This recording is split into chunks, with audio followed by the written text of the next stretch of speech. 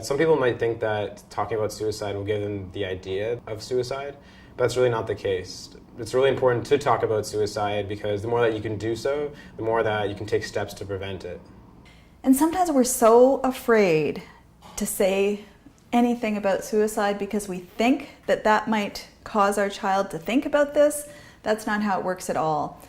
In fact, not talking about suicide is much more dangerous for your child than having a frank and open and ongoing conversation about suicide. As a parent, some tips for talking about suicide. One of the first things that I learned was try not to react. You don't want to put a barrier between yourself and your child. It's very difficult for them to broach the subject. It's huge for you as a parent to sit back and control your reaction or manage your reactions appropriately so your child can feel that they can continue talking. It's huge to keep the dialogue going, to get them to speak, to be honest, to be clear about what's happening because we cannot read their minds. So by us reacting, we put a door between ourselves and our children, and we want to avoid that. So talking to your child about suicide can be very difficult for many parents. And so making sure that you're prepared and have practiced what you're going to say is very important.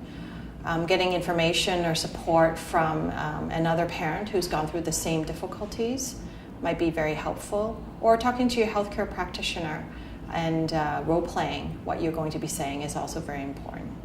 When you're addressing these issues with your teenager, it's also very important to find a quiet space where there's plenty of time for follow-up discussions if needed. Some tips to talk about suicide with your child is to not attack and to nurture. It's important to be able to help your child through whatever they're going through and understand what they're going through and listen more than talk. It's really good for parents to avoid negating the child's feelings in any way. So if the child starts to say things that are disparaging about themselves, like, I'm a loser, nobody likes me at school, or, I'm never going to be as good as other people, our tendency can be to try to fix that and to say, no, that's not true, and so-and-so likes you, and to try and give them all these reasons. But the best thing to do is to accept and validate the child's feelings and reflect it back and say, so that must feel really lonely, and there's times when you just don't even feel like being out there.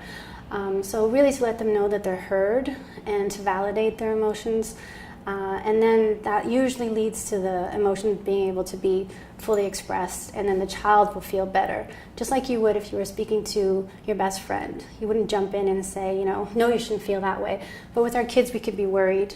And sometimes when we rush in and try to fix things for our kids, we can actually make it worse. We undermine their confidence in their ability to solve the problem themselves, and we leave them sometimes feeling like they're not being heard. In the moment, it feels so good to be able to say, don't worry, honey, it'll be fine. But if you're the person who's really having the struggle, those kind of words feel insincere, and they leave you feeling like you're not really being heard. You want someone to truly, truly understand and truly hear what you're trying to say. I think the most important tip is just do it. Discuss this with your child. Open up the topic. Make it perfectly clear to your child that you are available to listen to them, to talk to them, to help them.